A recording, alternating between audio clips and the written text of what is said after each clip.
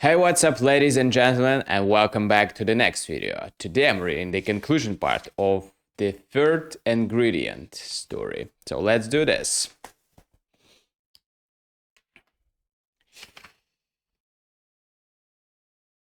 Cecilia Kid, said the shop girl,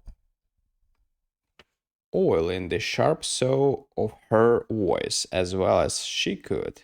There is an onion outside, with a young man attached. I've asked him into dinner. You ain't going to kick, are you? Oh dear, says Cecilia, sitting up and petting, petting, petting her artistic hair. She cast a mournful glance at the ferry boat poster on the wall.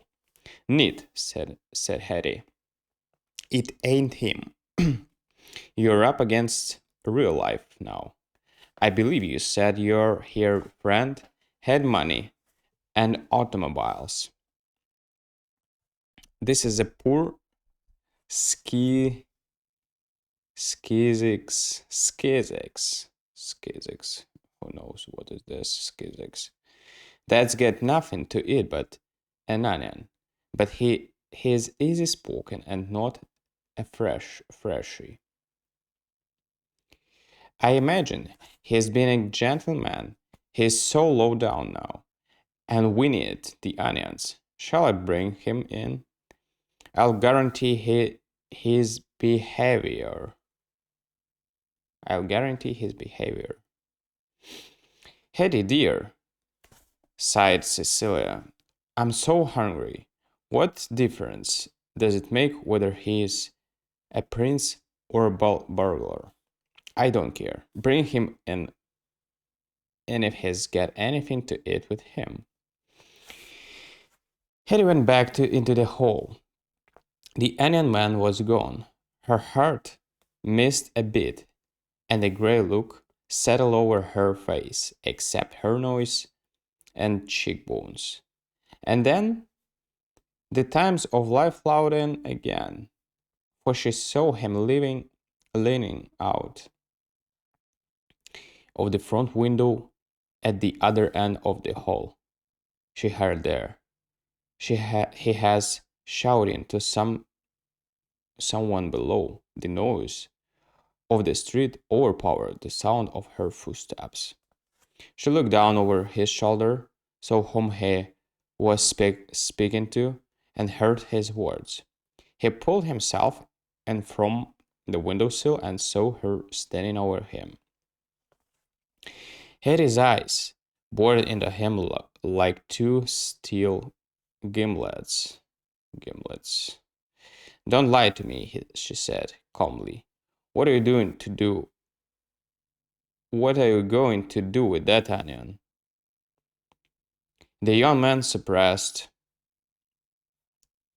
a cough and faced her resolutely.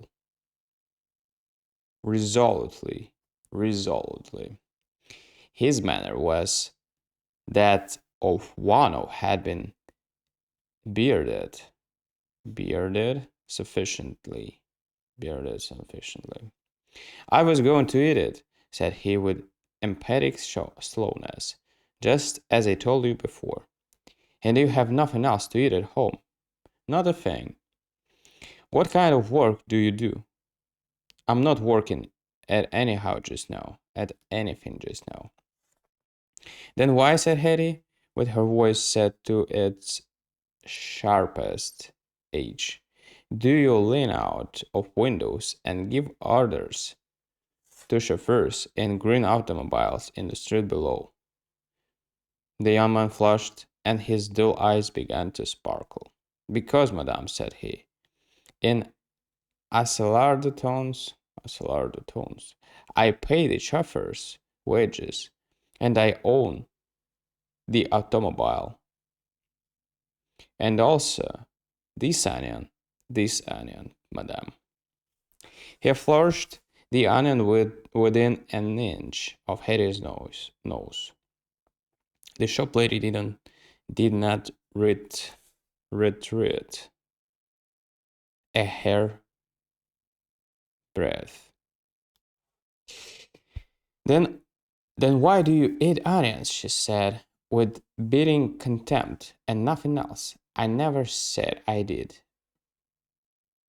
retorted the young man headedly. I said I had nothing else to eat where I live. I'm not a I'm not a delicatessen storekeeper. Then why? Pursued Hetty. Inflexibly, we're going to eat a raw onion. My mother, said the young man, always made me eat one for a cold. Pardon my referring to physical infirmity. But you have noticed that I have a very serve cold. I was going to eat the onion and go to bed. I wonder why I'm standing here and apologizing to you for it. How did you catch this cold? Went on Hetty suspiciously. The young man seemed to have arrived at some extreme height of feeling. There were two modes of descent open to him. Modes of descent. There were two modes of descent open to him. A burst of rage or a surrender to the ridiculous. He chose wisely. He chose. And the empty hall echoed his hoarse laughter. You're a dandy, said he. I don't blame you for being careful. I don't mind telling you. I got wet. I was on a North River ferry a few days ago when a girl jumped overboard.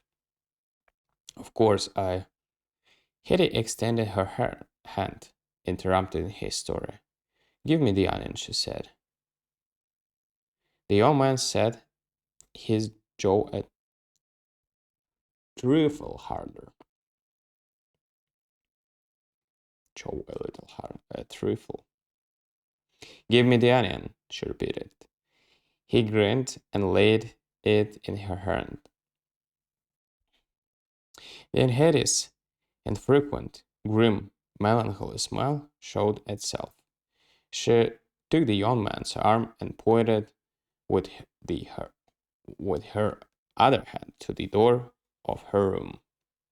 Little brother, she said, go in there. The little fool you flushed out of the river is there waiting for you. Go on in. I'll give you 3 minutes before I come. Potatoes in there waiting. Go on, onions. Go on in, onions. After he had tapped at the door and entered, Hetty began to peel and wash the onion at the sink. She gave a gray look at the gray roofs outside, and the smile on her face vanished by little jerks and twitches. But it's us, she said grimly to herself. It's us that furnished the beef. All right. Good story with the good ending. So, thank you guys for being with me today and see you tomorrow on the next story.